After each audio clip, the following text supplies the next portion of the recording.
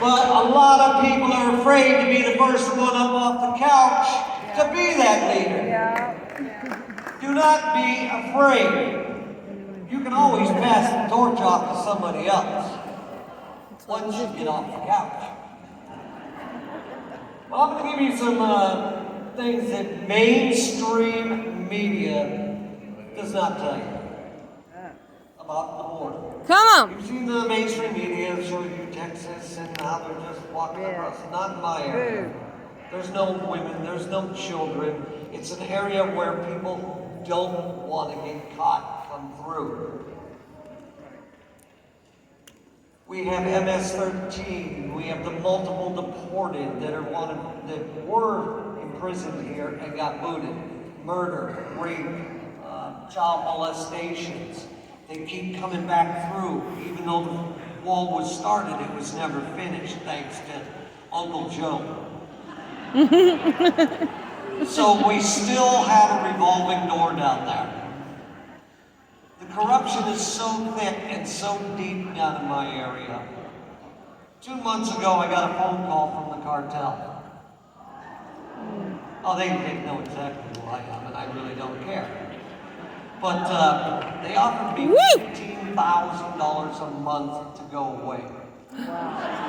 No. And I told them, well, that's thanks for the respect, because believe me, my mind was spinning at 15 grand a month, tax-free.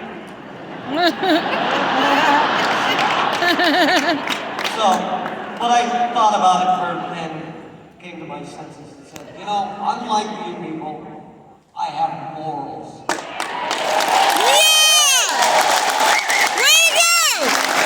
I will look at myself in the mirror for the rest of my life and say, what did you do? Right. So I turned him down. I said, thanks for showing the respect for offering that kind of money. But I asked him, I said, before we go, where did you come up with $15,000? He goes, that's what we pay our Border Patrol agents. What? 25 to 30% of Border Patrol is on the cartel take. No. Makes my job a whole hell of a lot harder because I don't know who I can trust who's supposed to be on my side. Wow. 2 weeks after I turned them down, they called me again. They said, well, I told the boss and he's a little upset. I said, well, that tough beans. He said, they upped the price on your head. I said, what am I up to now? If anybody needs some money, I'm up to $250,000. But the only problem is you got to take the head and then take it back to Mexico to prove.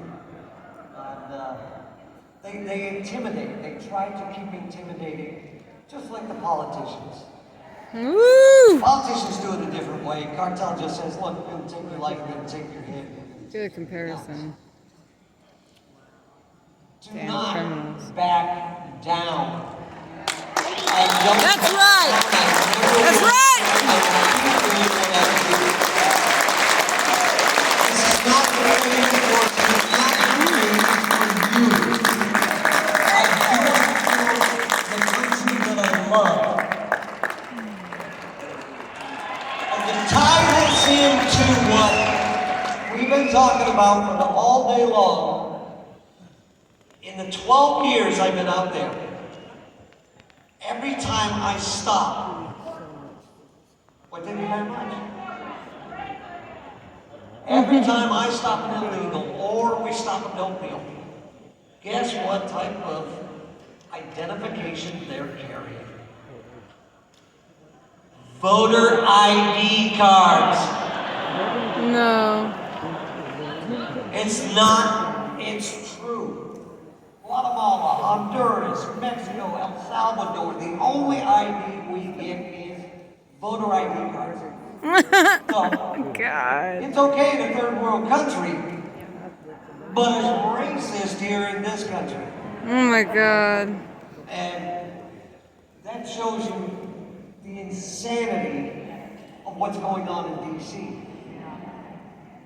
Remember, we're looking for leaders. stand up, get off the couch, do something. Ah, that's right. Take your country back. That's right. Thank you. Woo.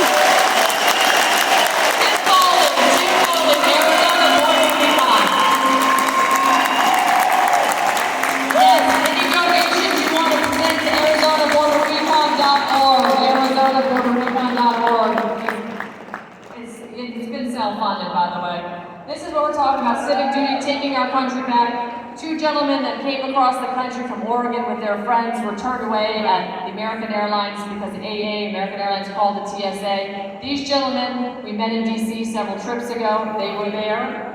They were there on January 6th, and guess what? They're on a no-fly list. They got hassled by American Airlines, but they got in their car from Oregon yesterday morning and drove here. They're here today. Ron and Scott, they're somewhere up there, out there. I don't know where they are, but we love you.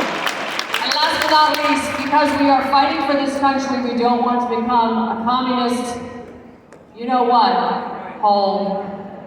I want to bring attention to a group, a delegation from Vietnam.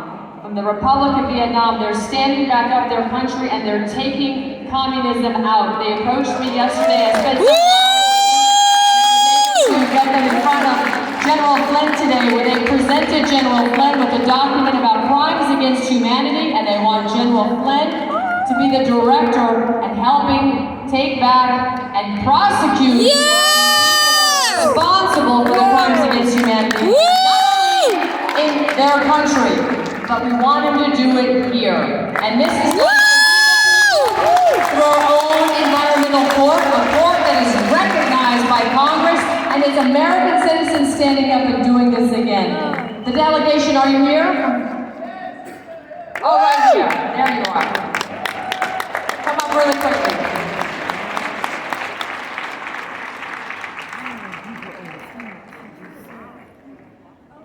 Go ahead.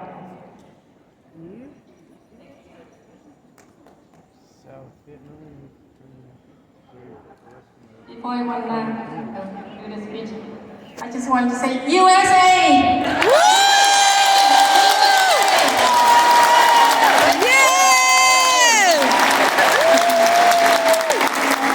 First of all, I would like to thank you and Dennis Steele for inviting us here today, and especially you have us on the stage. Secondly, I want to thank you, Clay Club, who organized this event, this conference. Thank you. Yeah. Woo! And dear patriots, we, Wei Lam, Lieutenant General of Republic of Vietnam, and our delegation, we have 3 people here. And on behalf of our Honorable President Đào Minh Quân of Republic of Vietnam, Provisional National Government of Vietnam, are here today. We wish you to have a successful conference. Yeah. Thank you. Next, we want all of you, patriots here today, to celebrate with us our victory that we just won the last 38 trillion against the Chinese communists.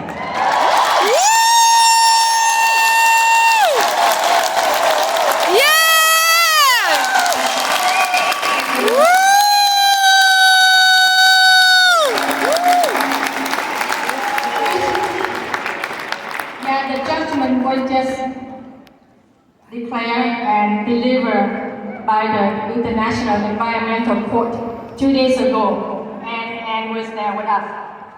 Wow. So this victory will be shared with the Americans and Vietnamese.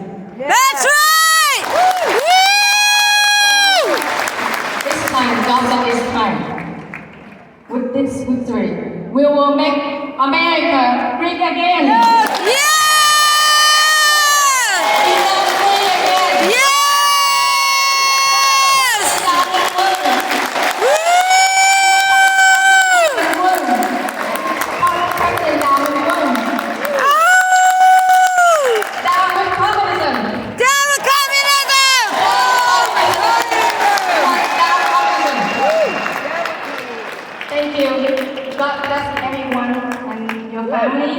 God bless America and Vietnam. Yay!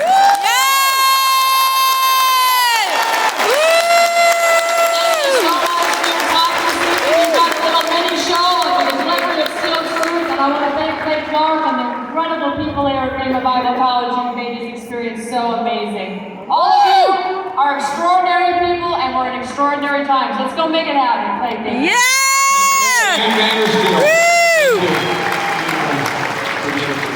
All right, up next, we happen to have the best-selling author in the history of the world. But before we do that, Ann, real quick, I'm so sorry, but for anybody who wants to continue to support this gentleman, can we set up a, we'll call it a task force for people that want to donate that way? That way we can continue.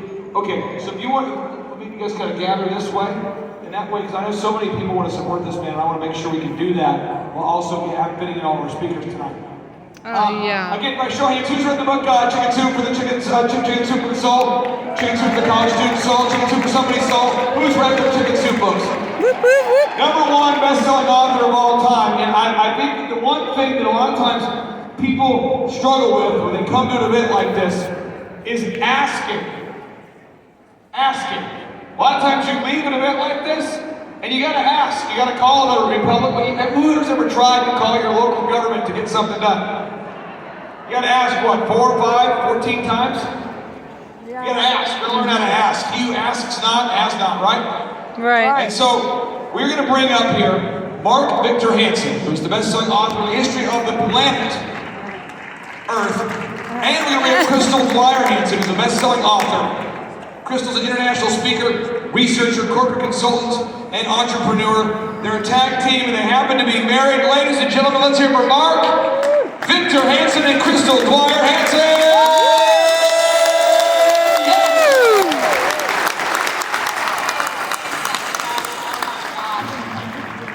All right, good evening, Tulsa. Woo! It is Crystal and my joy to be with you tonight. We love the Health and Freedom Conference and everything that Clay has done. And a lot of you came up to us and said, hey, wait a second, we couldn't get in because of security, because of the weather this morning. So I want you to go to HansenInstitute.com if you're interested in writing a book. Do I want all of you to write a book? Go like this, nod your head, please. But just so you know, you go to HansenInstitute.com. But tonight we're going to talk about how to ask for miracles. Now, Albert Einstein said either everything's a miracle or nothing's a miracle. We believe, you believe that everything's a miracle. Yes or yes? Yes! Our lifetime What's the name of that work, you website? guys, I'm transformational life and wellness coaching. It's all about helping you find the You'll hear it best again. version of yourself in relationships, career, money, and self-expression. Because right now, we all need to show up as the very best expression of ourselves. Yep. So that we can take on this mission ahead of us. And what we've seen lately through this COVID thing is a lot of depression, a lot of helplessness. And I think we're asking, let's just declare that ends here today. How about Yeah! no more helplessness, Yeah! no depression. We are going to take charge of ourselves, our thoughts, our minds, and we are going to start asking for everything we deserve. Because you can be what you want to be, do what you want to do, and have what you want to be if you learn how to ask and deliver all that good. Because there's unlimited good. And earlier she thought that I was teasing okay, that Mom. this wasn't clicking through, but now it's not clicking through again. So it scares me when I can't see what the next slide is. But we wrote the book Ask because we were privileged to travel to 80 countries, talk to some 7 million people, and what happened is people kept coming up to us and had extraordinary talent, beautiful personalities, wonderful educations. But the difference between those who succeeded a little and those who are vastly successful is one thing and one thing only, we discovered. They had the ability to ask.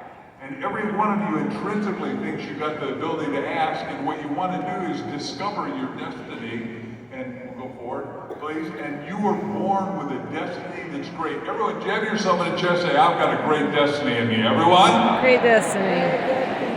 And what our job is to help you discover your destiny because you're coded by God at birth to do something great. And some of you have been muted down in this COVID confinement cocoon. And as you know, I've got our corporate symbol is a butterfly because a butterfly is a universal symbol of freedom, the universal symbol of release.